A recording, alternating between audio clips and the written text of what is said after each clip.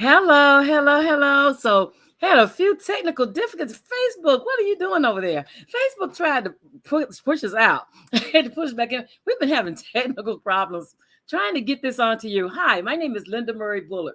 They call me the Business Plug, and you have just tuned into the Business Plugs Mixer. Thank you, thank you, thank you for tuning in. Go ahead and like, share, make your comments. We can see them. Let's have a conversation this evening about how to turn your life's lows into your life's highs. I have a guest, but before I introduce her, I want to tell you about a couple of things, a couple of housekeeping things. The first one is on October 6th. October 6th at 6:30 p.m. Eastern Time, I am hosting a hybrid meetup. So what that consists of is it doesn't matter where you are, if you have internet connection, and if you're in Chattanooga, Tennessee, you can attend the event. If you're anywhere outside of Chattanooga, you can get the virtual ticket, and there's limited tickets, but there are virtual tickets where you can join us. And if you're in the Chattanooga area, you can get an in-person ticket, and you can join us at 401 ML King Boulevard on October 6th for the first Friday meetup. That's what we're doing. We're having pizza at Slim and Husky's, and we're going to do some business socializing. And the topic that night is marketing your business. I want to teach you how to market your business to get the biggest bang out of your marketing dollars. We're going to do it marketing. That's what we're doing. We're featuring David Newman's book, Do It Marketing, and we are going to knock it out of the park and get these businesses seen and heard. So that is on Friday, October the 6th at 6:30 p.m. Eastern Time. In addition to that, right now, if you are 50 or above, female, in a corporate or management position, and you're ready to turn those skill sets you already have into business, into money, into making money and being an actual business to supplement your income, because the numbers show, I did an interview with CNBC News, and the numbers show that at the age of 50, women will have, 50-year-olds, men or women, will have a disruption in your income. And so if you have looked at your Social Security benefits package, you've seen how much they plan to tell us we're going to get, but we know that may or may not be true. So right now is a great time to start thinking about how you can make those skill sets that you already have into a viable business. So I'm going to teach you how to do that. I have an 8-week course that starts on October the 21st. Right now, you can get your ticket, reserve your seat. $50 reserves your seat in the building. And the class is on Saturday afternoons for 3 hours from 5 in the afternoon until 8 p.m. Eastern Time. We get online and we go through the class material, and I help you get your business idea, turn from idea into a business. I give you everything you need. You have access to a world-renowned entrepreneur training program. You get lifetime access to that. So yeah, so that's what that's about. So for that class, the class itself is $500, but $50 will hold your seat. And so go ahead and sign up. We get a one-on-one. You get to talk to me. I get to talk to you. I get to understand how to best serve your business idea. And then on October the 21st, we take off and I help you build your own business. That's what we're doing. So that's the housekeeping. I am done. Now I'm ready to introduce you to my splendid guest. Hello, Donna. How are you? Hi, Linda. How are you? I'm great this day. So tell my audience, who is Donna Davis? Oh my goodness. Donna Davis is I am someone who have been through a lot of life lows, but I've also had some tremendous highs. Absolutely. And I did not let the lows outweigh the high. I heard you. I heard you. I heard you. Well, thank you. Thank you. Thank you for joining us. Angela says, hello, Coach Donna. Hi, Angela. Thank you. Thank you. Thank you for joining us. So this evening, we're going to talk about Donna, Coach Donna. We're going to let the world get to know who she is, what she does, and how she's helping women particularly find their way back. Yes, absolutely. Absolutely. And just like any great business, I have a story. And a lot of times, our best businesses come out of our life stories. Yes. The issue is a lot of times we try to hide the story, right? Because of shame and depression and things that go on. But that's just the enemy trying to hold us back. I agree. I grew up in poverty. I grew up being bullied. And if anyone could have odds against them, I am her. Mm. And as a way to escape poverty, because as a young girl, I had the ideal of my Prince Charming and the house and the picket fence and the kids. Even in the midst of poverty, we dream. Yeah. Yeah, because that's what pulls us out of that poverty state of mind, isn't it? Yes, is the dreaming. Yes. But of course, the enemy makes it his job to knock our dreams down, to say that's just in your head. You're never going to make it. And that is what holds a lot of us back. It does. It does. I love that when we talked, you talked about, all of us start with a story, and we do, right? And I was telling you, I put mine in a book, and that was the most freeing thing I could have ever done, because it gave room for everything that's happened since the book. Absolutely. Absolutely. And as we talked, I also wrote a book because as I was going through, I found it difficult to find help. And not because help wasn't available, but because everyone was ashamed and keeping to themselves. And no one wants to give the formula of how to get out of trauma, how to get out of trouble. They just say, I did it. But that doesn't help anyone. I know. I was salutatorian of my high school. I knew that I had some things going for me, but still being held back and being bullied. And so I did something drastic in an attempt to get out of poverty. And we all do drastic things. Oh, right? Yeah. And it's just a part of life. So the drastic thing that I did was I got married as a senior in high school. And that marriage caused me to separate myself from my family. So I felt isolated, but I was still going to school. I was going to 12th grade. I was taking classes and I was married. And one thing happened after I got married. My husband immediately became physically abusive. He was never, regardless of what people say, he was not physically abusive prior to the marriage. So I was shocked. I was already dealing with low self-esteem. I was getting married to escape poverty and being bullied and just the emotional trauma that I had been through just being in school and in life and trying to survive. And this was someone that I thought was my safe space. And he wasn't. No. So yeah, because the first thing people ask, like when you say that I got married and my husband became abusive, the next question is, well, didn't you see that before you married him?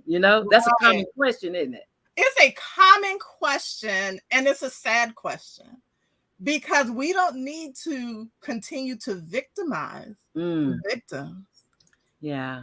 Even though that's not the intent, that's actually one of the reasons why people stay quiet. Yeah. What are they going to think about me? What are they going to say? Yeah. And so the victims of domestic violence and other traumas tend to continue to remain trapped because of other people's opinions and ideas. And I would never do that. And what I would say to that is never say what you won't do. Exactly. My one of my former pastors talked about people say what they, you can't, unless you've went through those sets of shoes and that whole lifestyle and we're in that person's exact place, you don't know. Because you're looking at it from your frame of reference. And that's what makes you think, oh no, I'd never do that. But you haven't been desperate.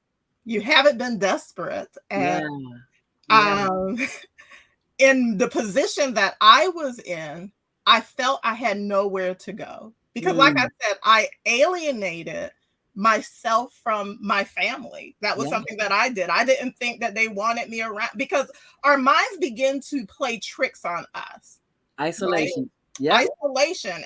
And that was one of the main things that my abuser used, was isolation. Mm-hmm.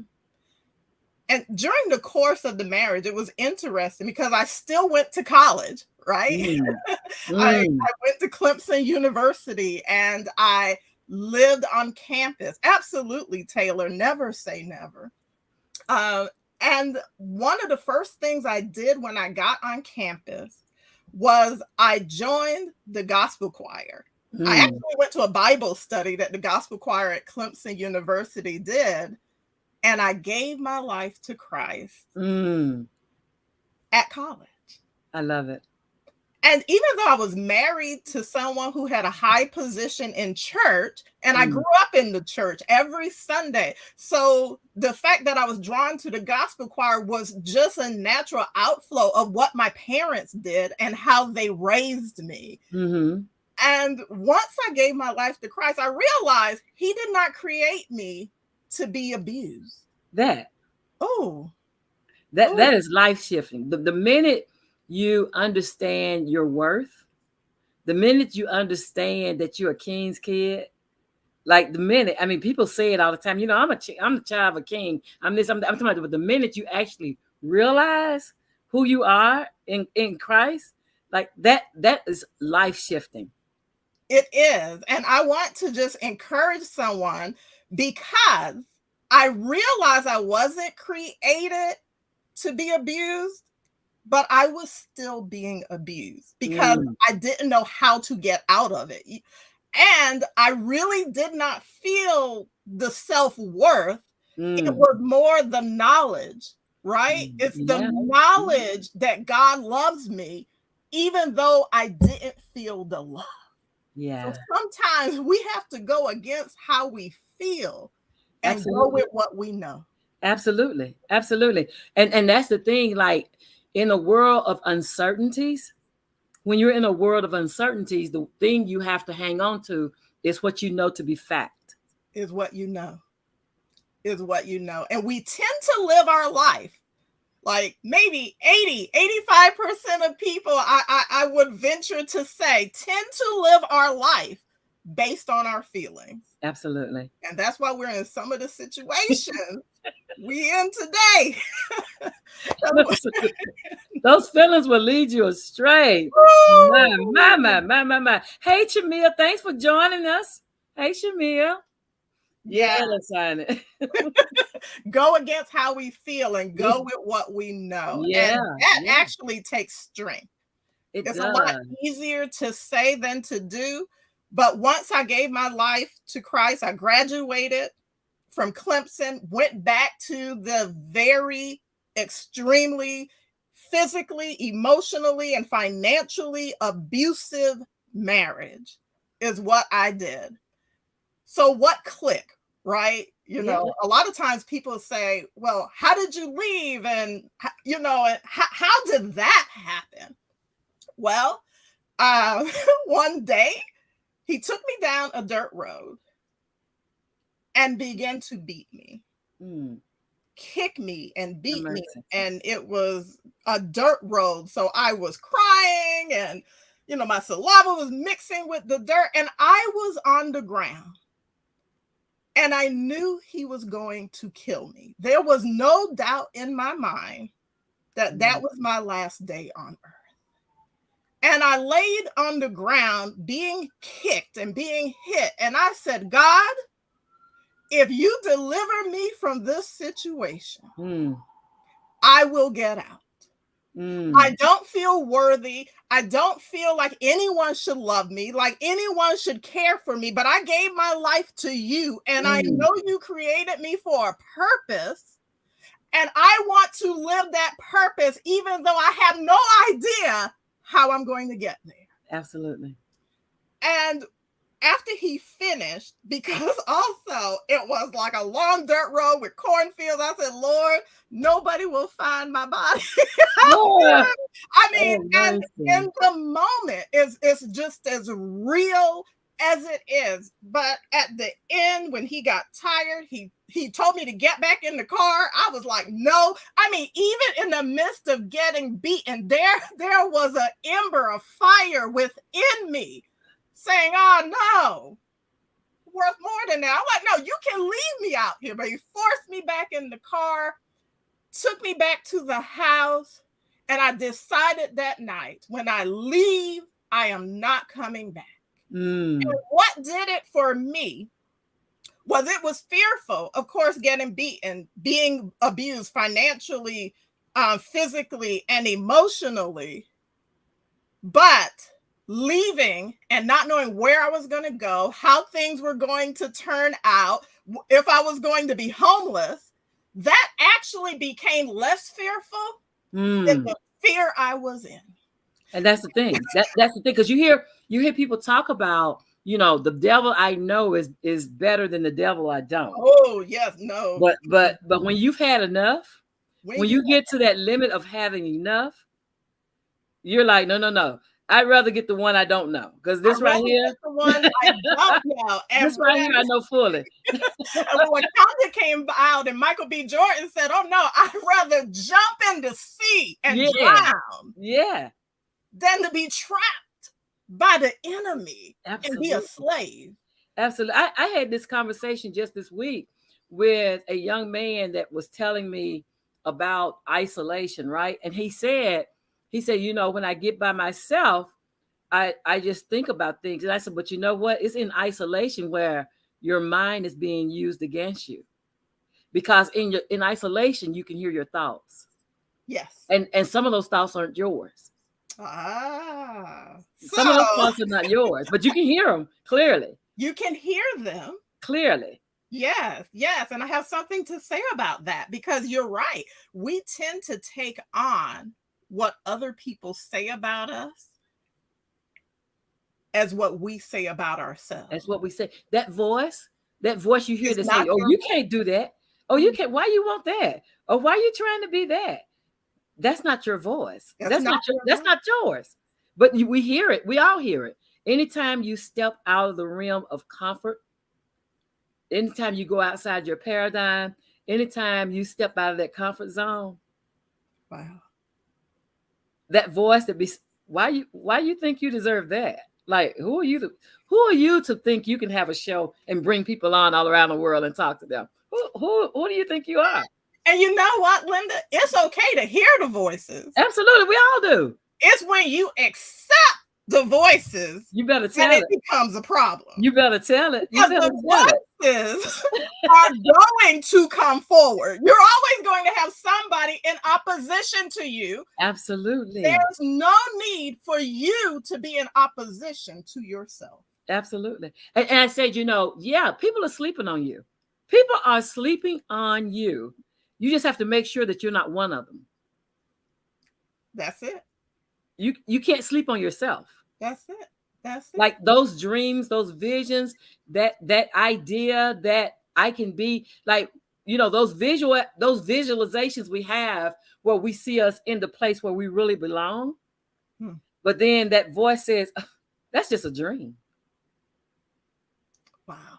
So I just want to help the listeners tonight with that. Yeah. With just this simple thing. Our ears hear our words. So what are we speaking to ourselves? Absolutely. Are we being a parrot of what other people say? Or are we speaking our truth? Absolutely. And I that is so applicable. I teach GED math to adults who haven't given up. And I have to remind them in the room that this is a positive place. So you're not allowed to say, I can't. You're not allowed to say, I don't know how. Because math is one of the hardest subjects to get your GED. And it's 6 years of math. And most people walk in the room and they think they're going to have it in 2 weeks. And when they get into the reality of it, to understand, oh, wait, there's algebra and geometry and pre-calc. Oh, wait a minute. I need to learn all that. Then they give up. You know, I tell them, give yourself at least a year, because you're talking about 6 years of math, and we only together for an hour and a half, 4 days a week. You know, I'm giving them other tools to use outside the class. I'm like, but you get to decide that you made the decision to come in and do it. But now you have to support you, and don't let you be your enemy. Because when they say, I can't do that. Oh, I'm stupid. Oh, I'm dumb. Oh, this is too hard. And I'm like, hey, do hard things. Right. Do hard things. Like, if it was easy, the class would be full. Absolutely. And we're worth the work. Absolutely. You're worth your best work. We're worth it. Every minute, every second, doesn't matter how long it takes. It takes what it takes. It takes how long it takes. And that's my motto. It takes how long it takes. And no two people are alike. We've all had life issues, right? And a lot of times when people are coming back and they're in their 40s, their 50s or 60s, your medical status has changed because of the types of life you lived. And none of us live the same life. So, you know, then you have health issues, you have memory issues, you have things that you have to understand who you are.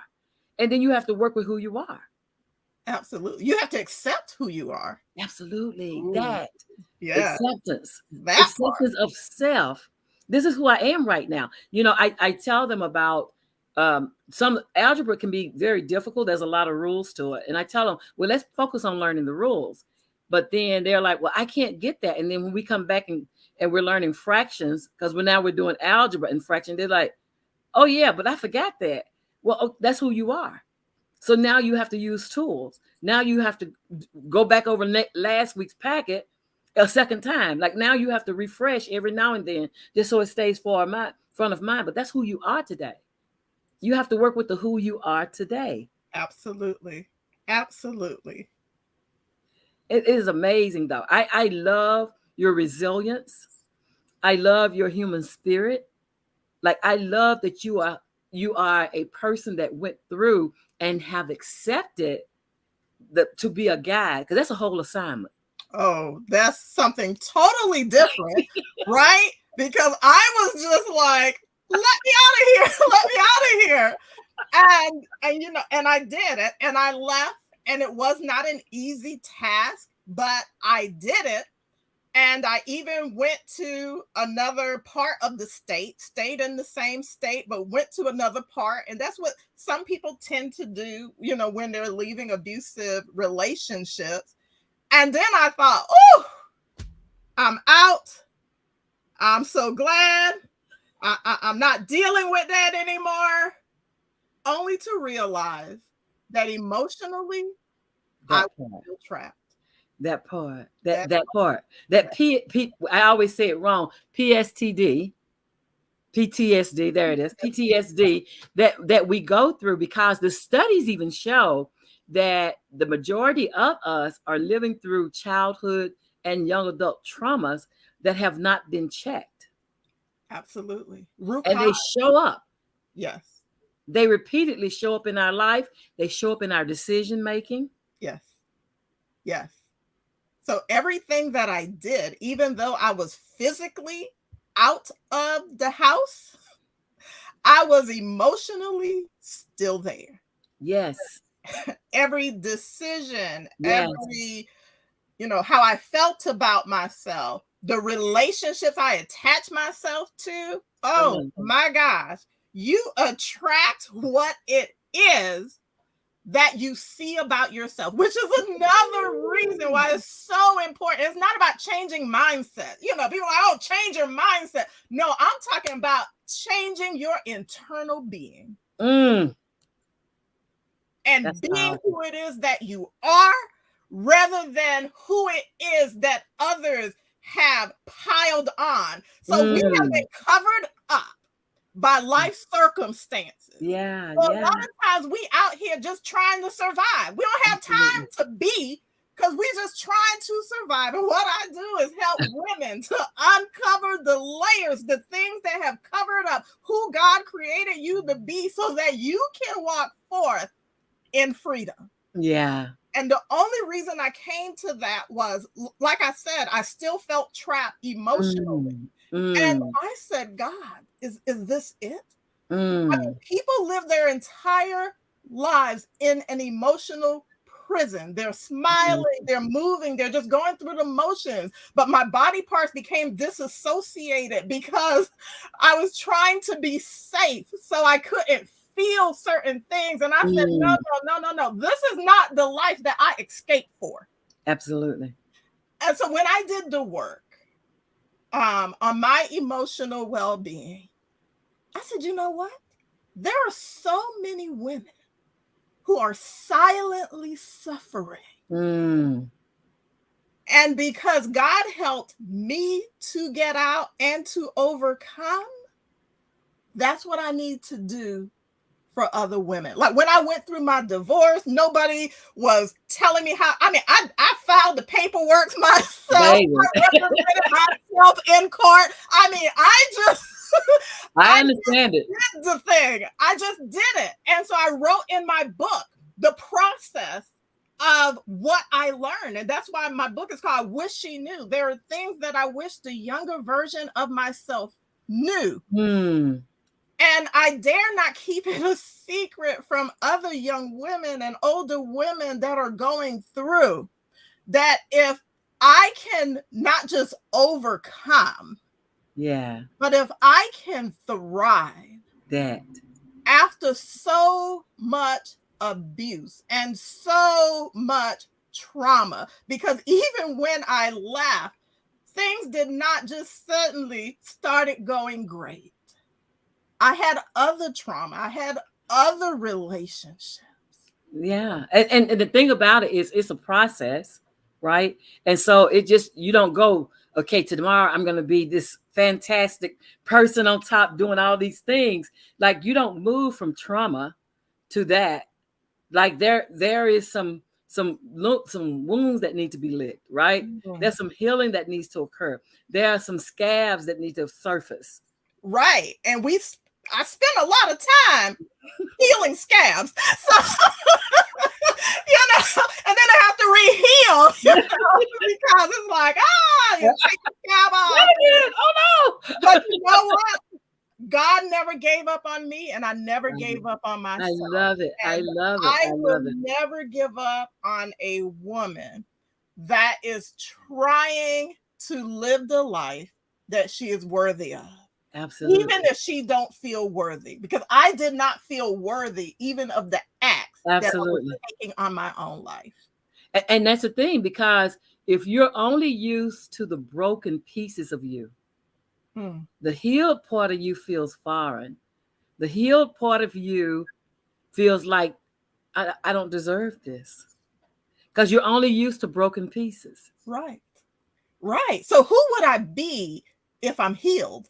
And I'll tell you something, Linda, some people are afraid of who they will be because they've gotten comfortable in the broken version of themselves. Addicted. What? Addicted. That means I have to do it. Like even if nothing is going on bad, then I will create the drama. Yes. And the trauma for myself. Listen, because your nervous system, okay, because I'm a certified life coach, and I have 3 certifications. I'm in the process of getting a couple more. So what you're talking about is our idea of safety. Yeah. And for some people, chaos is actually safety. Yeah. And you might say, what? There is no way. But like you said, if the chaos isn't going on, I'm going to create the chaos, because your nervous system has gotten to the point where that is safety. So that means that's where my constant is. So you have to change what your constant is. Yeah. And we can't tell people you need to stop doing that, and that's just foolishness, and why is all that going on? They're not going to stop. They're in survival mode. They're survival. And then that's the thing. Moving from survive to thrive, Mm, like it takes a whole shift. it does. I mean, I'm talking about not just surface. No. Oh no. It And takes an subconscious. internal. It's subconscious, which makes Yeah. it even harder, Yeah. right? Because Yeah. we try to deal with everything with our conscious mind, but all of that trauma and everything that we go through gets into our subconscious and Yeah. it becomes our norm. So how do you change your norm? You change your subconscious. Absolutely. Absolutely. Oh, and that's some work. Because that's deprogramming, right? That's unlearning. That It's that's I'm having to talk to myself in a different way. Like the voice I hear to myself is sweeter now. It's mm, not belligerent. It's not just tearing me down. It's not, degrading me. It's not reciting all the negativity somebody has plugged into my brain. right. I'm deprogramming all that. Right, right. And Taylor says we have to change our constant. Yeah. Absolutely, absolutely. That's I never tell someone you need to stop thinking that. I don't think anyone has ever stopped thinking or stopped doing. You need to stop doing that. That's not good for you. That's not healthy. I don't think that has helped anyone. Yeah. The way that I help my clients is through intentional action. So Yeah. it's not just changing your thoughts and changing how you talk to yourself, it's your actual Yeah.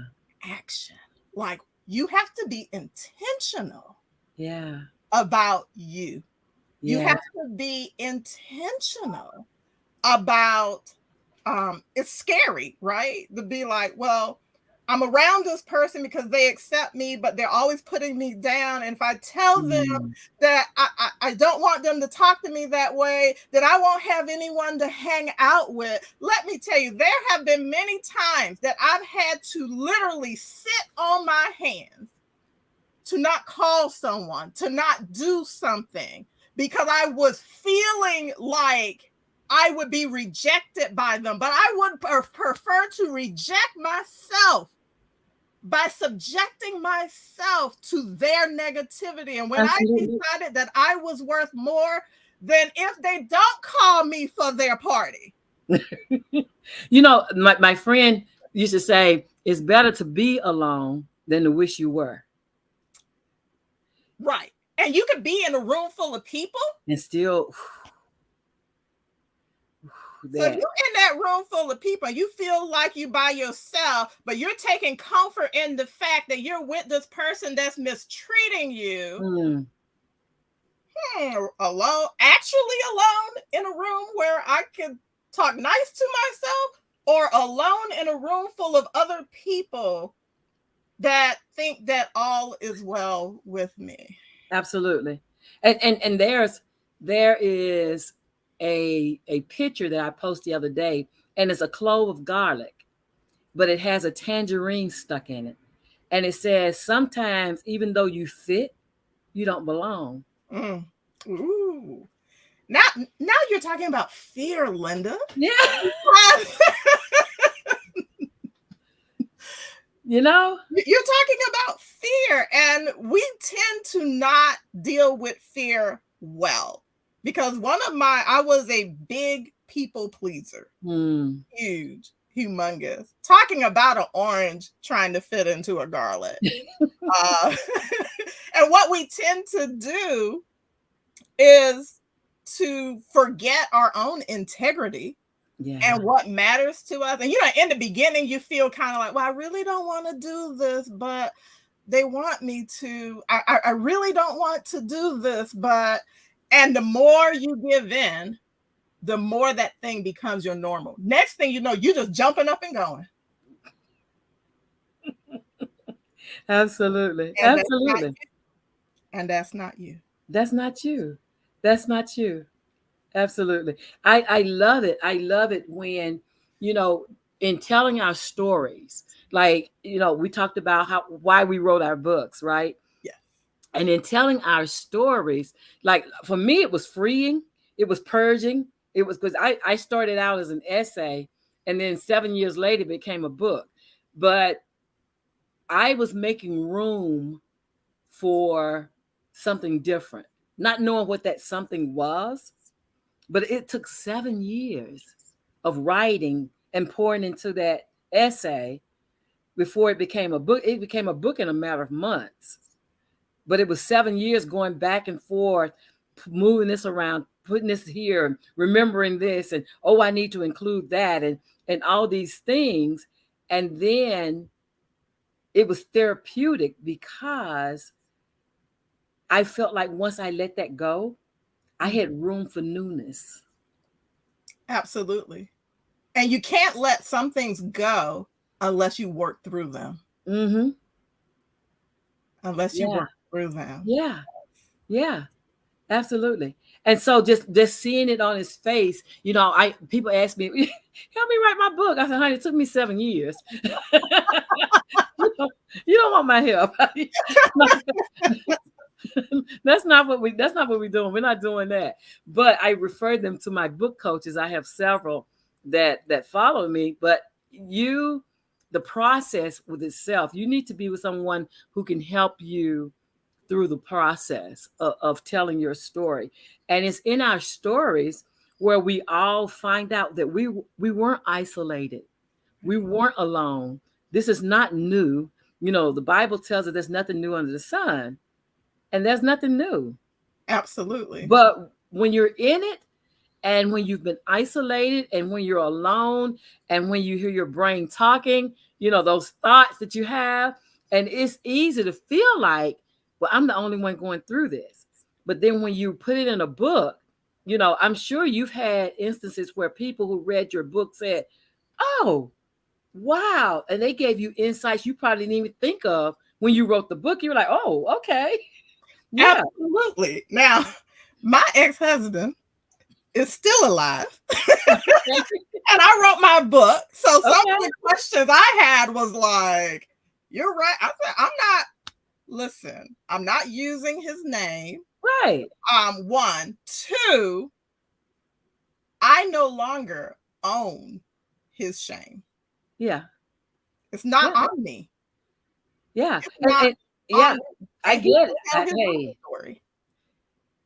it. I get it. And I feel the same way, because in my book, I even started off with a thing that said, this is my point of reference. Right. And so it is not a reflection of anyone outside of myself. That was my frame of reference. That's what I felt like I went through. That's what in my mind's eye saw. Like that's what it was my story. And you have your story to tell. Right. It's your experience. It's my experience. Yeah. And the way I feel about people that mistreat us or, you know, abuse or anything like that, if you don't want it to be told, you might want to rethink doing it. And that's the thing, you know, but I'm sure I had people stop speaking to me. I don't stop speaking to anybody. Like this whole stop speaking stuff, I'm, you know, whatever. That's just not how I can disagree with you wholeheartedly and still love you and still speak to you and be okay with you and realize that your opinion is just that, your opinion, and you have every right to have it. Absolutely. But you have people that if you disagree with me, then that means you don't love me. No. That's not what that is. Well, they need coaching, Linda. The whole world needs coaching. Everybody needs coaching. We all just need to go lay on some couches. And then trade places. Right. But that is such an important point that you talked about just now, is understanding that your opinion matters. Your opinion is valid. Yes. And just because somebody else have a different opinion does not make that person's opinion invalid or don't count, because each person have their own frame of reference. Exactly. And if you think I should be behaving some type of way or whatever, I did that for 40 plus years. You should have caught me back then. When I cared. You should have kept somebody. I was talking about this the other day, and I was saying, you know, when you get around 50, you get around, there's a whole freeing at 50 that you be like, you know what? Other people's opinion. That I'm like, I did this hair color at 50, but wanted it at 30. And at 30, I thought people wouldn't accept it. Ooh. But the Oh, minute I that's got to 50, funny. Yeah. baby, the minute I got to 50, I'm like, you know what? This is who I am. You can have it or not. It's good. I'm good. We good over here. And so you can, there is a freedom that comes with 50 that like you would not believe, because you are through living somebody else's expectations of your life. Absolutely. Absolutely. And what I look to do is help people not have to reach 50 to get to that point, because, you know, our life is so important. We have so much to give to the world. Yes. So much. Yes. And if we could get past the what do they think about me, or I should feel this way because they want me to. And I'm not talking about going around being arrogant, saying it's not arrogance, it's confidence. It's not even about that. No. I can respect you and your opinion and how you feel and still be who it is that I am. And it doesn't injure me that you feel that way. It doesn't, if that's how you feel, okay, you okay. I mean, it's acceptable to you, it's acceptable to me. I'm good. You like it, I love it. You know? Exactly. If it makes your boat float, baby, float on. Float on. And that's the thing, is we get outside of ourselves when we try to frame our life up to somebody else's expectations. We're looking in the wrong mirror. Exactly. We're looking in the mirror seeing someone else. Yes. And not seeing ourselves. But when you truly realize who you are in the sight of the Creator, when you truly understand how brilliantly excellent you are, and then how nobody can be you, and there's only one you, an original, unique, a one copy only, like rare. That's it. Like when you realize that you are uniquely made, there's not another fingerprint in this world that looks like yours. There's not another you. And there are people, you know, we have people that look like us all over the place, right? And people say, oh, you look like this person, or you look like that person. But that's not who you are. You are an original, not a duplication of anything or anybody. And so once you realize your uniqueness, that's why it's so important for me to have this class I'm doing coming up, is because women 50 and over, we have assets. We've been working, we've been making life matter, we've been doing all these things. And if you look financially, like if you lose your financial cushion, I lost my job of 26 years at 53. And I had just built a house downtown, had a great life, doing vacations, having all these things. And when I had all my assets into a job, that not realizing I was one signature from having a very different lifestyle, I created LSMB Business Solutions because I decided on the day that I got my pink slip that never again would I allow somebody else tell me how to live my life, what I can and can't have. I put the onus on myself. Because at the end of the day, that's who's responsible for you. You're responsible for yourself.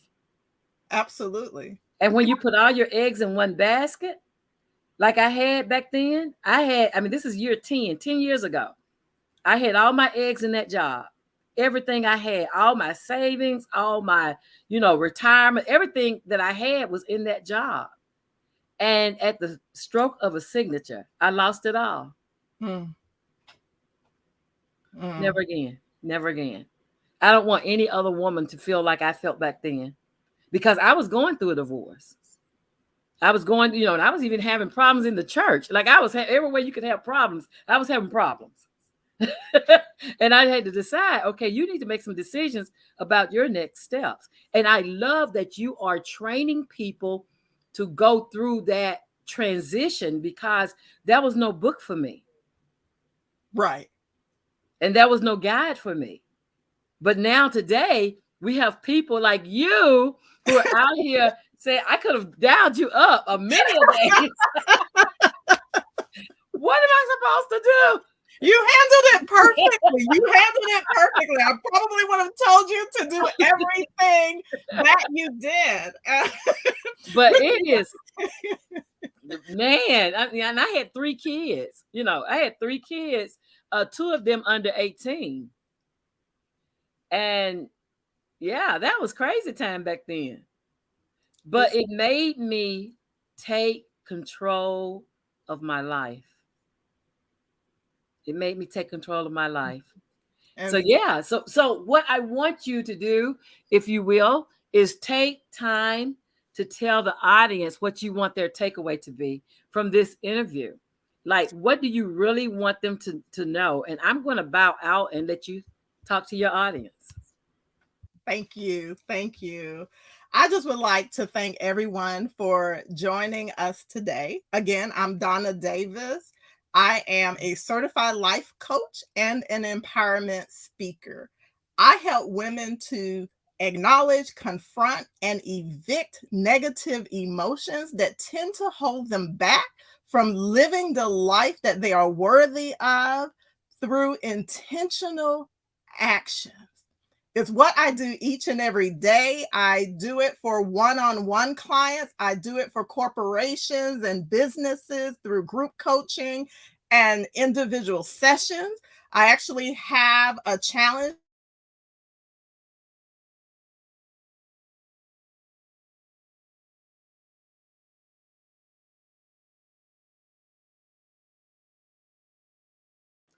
Oh man, it looks like she froze.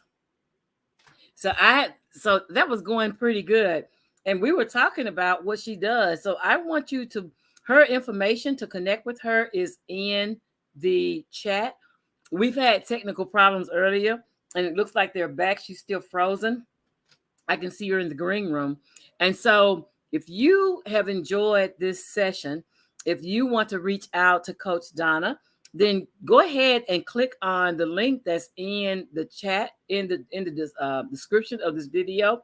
Go ahead and like, share, and leave your comments, and we will come back and make sure that she responds to any questions you have. My name is Linda Murray Bullard. They called me the business plug. And each Sunday at 7 p.m. Eastern time, I bring to you business topics for business people. We come in and we have a conversation. And we're here every Sunday at 7 p.m. Eastern to talk about whatever we bring on. Fabulous people like Coach Donna and others will be coming your way. So until next week, I'm Linda Murray Bullard. They call me the business plug. I just plugged you in to Coach Donna. You all have a great week. I'll see you next Sunday. Bye-bye.